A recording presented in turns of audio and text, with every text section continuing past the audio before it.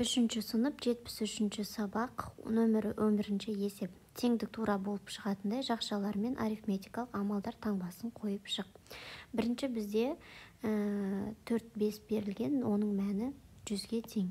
Яғни 10 мен 10-ның көбейтіндісі ол 100-ге тең екенін білемін. Сондықтан мен 5-ті 5-ке қосып аламын. Екеуінің қосындысы 10-ға шығады, иә? Және екеуін көбейтемін. Теңдік дұрыс орындалу үшін мен оларды жақшаға аламын. 50 дегеніміз ол 25 пен 25-дің қосындысы, иә? Яғни 5 пен 5-дің көбейтіндісін 5 пен 5-дің көбейтіндісіне қосамын.